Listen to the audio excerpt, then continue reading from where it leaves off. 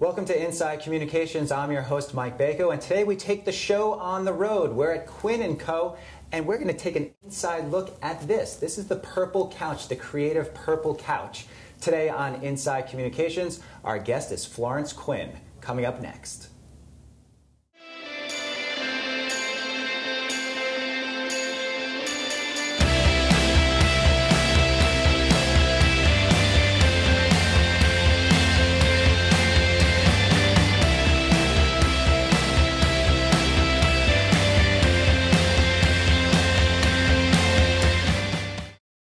Florence, thanks for joining us today, and thanks for having Inside Communications at your firm. It's my pleasure to have you here, Mike. So we're here on the purple couch. Yeah. It instantly brings a smile to your face. You're known for the purple couch. Tell us a little bit about it. We decided when we moved at one point that we didn't want to have a conference room. It was too boring and too corporate for our culture. So we went shopping for an interesting couch to make the room feel a little bit more homey, a little bit more relaxed. And we ended up with this great purple couch. And then someone wrote an article about Quinn Company and talked about the bohemian purple couch in the dream room. So we ended up naming our conference room the dream room. So we had a purple couch in the dream room. And then it caught on, and clients started saying to us, can you go into your dream room, sit on your purple couch, and come up with some great ideas for us? So it just became a symbol of our creative thinking and an icon for the firm, really. And how important is that to foster that idea of what your firm is really about, even though it's tied to this couch, but it's a whole attitude and mindset that the firm has? Yes, being creative is a thing that makes me passionate about PR. It's a thing that drives me personally.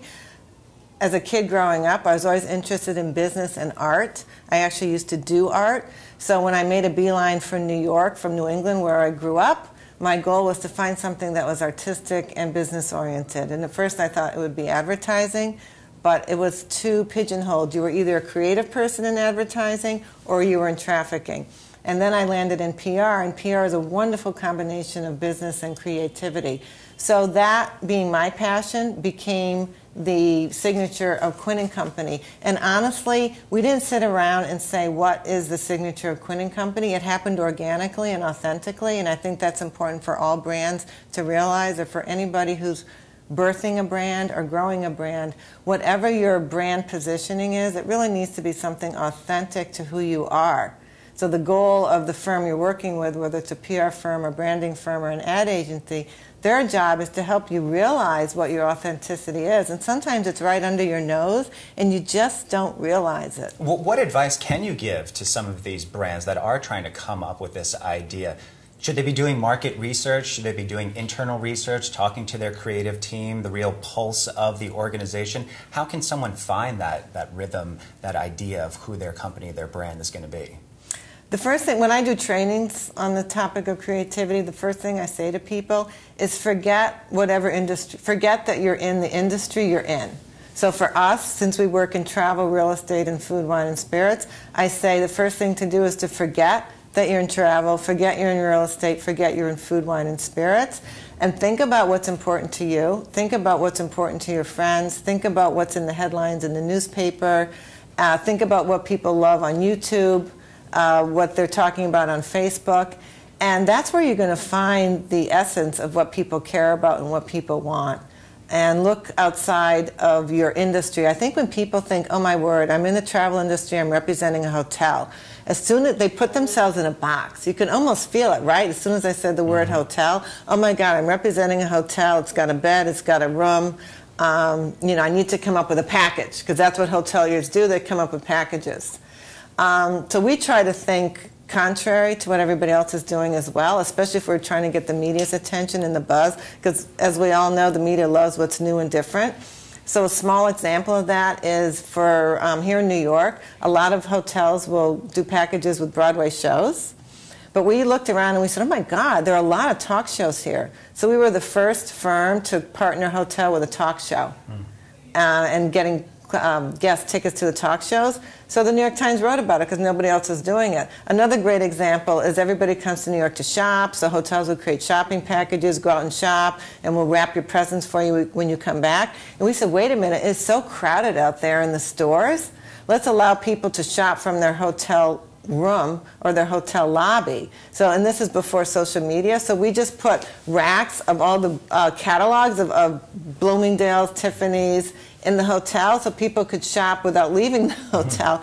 The New York Times wrote it up. How can you do that now with the ever-changing world of social media? People are so tuned into things. How does your firm use Facebook, Twitter, YouTube? How do you utilize all these social media channels? I would say the three basic ways to do it. One is, and then we're all doing it, and none of us know if we're doing it very well, if it's successful. And that's a real key point, that there are so many people that say, I'll make you a viral video, I'll get you X number of Twitter followers. And yes, they could point to one or two instances, but there's really no real formula for a viral video or for a campaign that you could specifically point to. So that really speaks to what you're saying. Yes, yes. So one of the things is we're all doing it, we all put our packages out there, our promotions, our recipes. Honestly, how many people care about that, we don't really know, but it's a communications channel and it's there, so we're doing it. That's one way we use it. Another way we use it, which I think is interesting, a very interesting area, is we use it as a customer service tool, which is if somebody posts a comment, we respond to it, whether it's positive or negative. So then it becomes a customer relations tool. It becomes an ability to see what customers like and what they don't like, because you get the negative as well as the positive feedback through social media. Have you found that brands that you work with are a little bit apprehensive about allowing negative comments to be posted to a Facebook or to a Twitter? How does that work? Oh, that's such a great question, Mike. I mean, it's something that I'm thinking a lot about now, because you're absolutely right, especially the hotel industry, the travel industry. They are so deathly afraid of it. So I'm starting to talk to some of our hotel brands and say, look, why would you want to send people off your website and force us all, now I'm speaking of myself as a consumer, to go over to TripAdvisor to learn not only about you and all the negative and positive comments that are there about you, but your competitors. And while I'm over there, P.S., I might find out that one of your competitors is actually voted #1 on TripAdvisor, so I might decide to book there instead. So let's come back, keep people on your website, and see if there is a way to post comments without, in a way that works. And there's got to be a way, because I don't know about you, but I am a huge online shopper. I'm on Pottery Barn, I'm on J.Crew, I'm on Garnet Hill, I'm on Amazon, I'm at Toys R Us, I'm at Best Buy, and I always read the reviews, the customer reviews. Do you do that? Yeah, absolutely. That really gives me the nuts and bolts of what people are thinking. They're actually road testing the product. So that's really what I want to hear. I want to hear about someone who stayed at an all-inclusive resort. How was the food? How were the drinks? Right. How were people being treated there? So actually, there are two hotel brands that are experimenting with this now, posting customer reviews, Starwood and Marriott. So I'm sure all eyes will be on Starwood and Marriott to see how it works. One of them, I think it's Marriott, has actually set up a separate site for the customer reviews. They're sort of just dipping their toe or their toenail in the water, where Starwood is actually allowing people to post right on the site. But there's got to be, when you think about it, like I go to Amazon, I've never seen an inappropriate review. I've seen some negative comments, but they're very appropriate. So I'm wondering, I'd love to know how they control that process. Do they actually edit the reviews? There are a lot of things that are going on now with Yelp is in the news now with paid advertisements, paid review type of systems, things like that, where a better review will get pushed to the top and less ones will go down to the bottom. But how do you deal with that when you're pitching this to a client? Is there a give and take in terms of bringing them into this new world where they may be used to just doing print or TV, radio, but do you have to convince them to do this social media outreach, to have comments posted? What's their attitude on all this? Are they seeing the light? Well, they're seeing the light in varying degrees, because social media is a big area. So it's hard to talk about social media as an area. Almost everybody now is familiar with it and feels that they should have a presence in it, and almost everybody does. But there's different ways of doing it. I think, honestly, most people, when they think of social media, it means I have to be on Facebook and I have to be on Twitter. And I have, in the travel industry, I have to be monitoring TripAdvisor, and probably in the food, wine, and spirits industry, I have to be monitoring Yelp and some of the other social media sites. And in real estate, I have to be monitoring Curb. But that's just such a small piece of it. That's not going to get you a viral video. That's not going to get you a campaign like Best Job in the World for Queensland in Australia that we were involved in. It's just a small piece of it. And honestly, if I owned a hotel, I would probably be more interested. I would put my focus on TripAdvisor.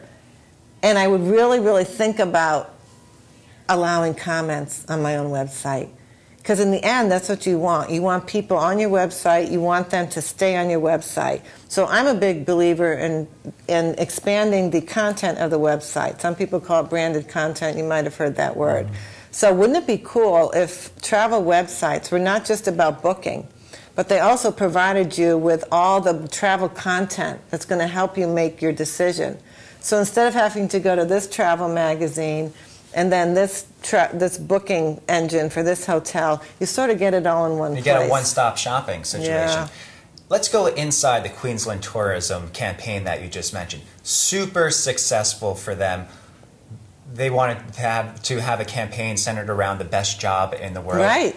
200 different countries sent in over 35,000 applicants for this job. A huge success for them, for you. You utilize social media, you utilize traditional media. Let's go inside that campaign just for a little bit. Tell us a little bit about it. Okay.